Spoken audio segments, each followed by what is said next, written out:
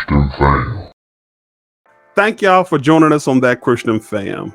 If growing in the faith is important to you, hit that subscribe button, because over here we like to encourage, empower, and give you everyday practical Christian advice on real life situations. We drop videos whenever we drop videos. So hit that notification bell, because for the first half hour when we drop videos, we respond to comments immediately. What I want to talk to you about today is how to avoid the wisdom of the crowd. How to avoid the wisdom of the crowd. Now, there's an old saying that talks about that says, "Don't listen to the wisdom of the crowd." Now, typically, a crowd would be, people or a group of people, or people within your life, or you're surrounded, this, that, and the other. Or sometimes they refer to a mob of people. And don't listen to the wisdom of the crowd, because keep in mind, whenever you have a crowd of people in an area where they're upset about something or charged up about something, don't listen to their wisdom, because they lack it. They don't have wisdom.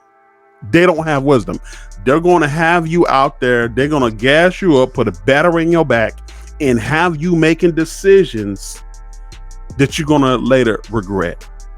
And so that's why you don't listen to the wisdom of the crowd. Now, listen, in today's time, do we find ourselves in those situations now?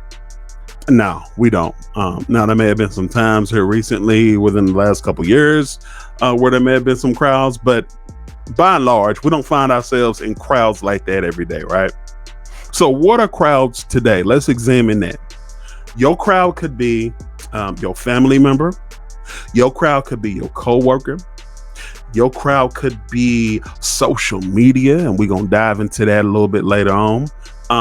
Your crowd could be people who are just in your acquaintances or whatever. Whatever your crowd is today, that's what a crowd could be. All right. So that's what would make up a crowd, if you will. All right. So let's talk about what you need to avoid when we're talking about a crowd. Some of the people you might want to avoid who are comprised within your crowd. Some people you might want to avoid. All right. Number one, avoid that hot-tempered person. And you know who? Listen, when I said hot-tempered, somebody's face came to your mind. I know it did. Somebody's face. And if that person's face came to your mind, you might want to do your best to avoid that person. All right. Because there's no fruit, or let me retract that. Oftentimes, the things that may come from their mouth are not measured words. Measured words, meaning words that they thought about before they spewed them out. So you might want to avoid that person. Number two, people who are heady and don't take correction. I'm gonna say that again. People who are heady, meaning they stubborn, and you can't tell them nothing, and they don't take correction. What does the word of God say about that? Let's go to Proverbs 13:18. What up, fam? How y'all doing? It's great to see y'all. Proverbs 13:18 says, "A person who refuses correction will end up poor and disgraced, but the one who accepts correction will be honored." I'm gonna say that again. Proverbs 13:18. A person who refuses correction will end up poor and disgraced, but the one who accepts correction will be honored. Will be honored. Don't have that person. Don't have this person in your circle. And let's just say the crowd is your circle or whatever. In your circle, don't have that person that doesn't take correction. You can't tell them nothing. They're always heady. They think they know it all. You don't learn from them, and they definitely don't learn from you, and they don't benefit your life. Don't have them in your crowd. Don't have them in your crowd. Don't have them in your inner circle. And the third thing I want to talk about is the one who is always trying. This is the third person I want you to avoid. The one who is always trying to get you to do the wrong thing. Listen, I know.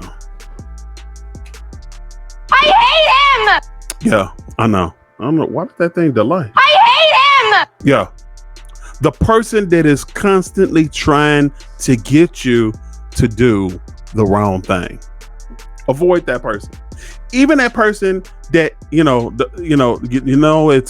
they try to get you to even though something on the periphery may not look like it's wrong, but it's wrong. And that person is always egging you on to try to get you to do it, and it's wrong. Avoid that person.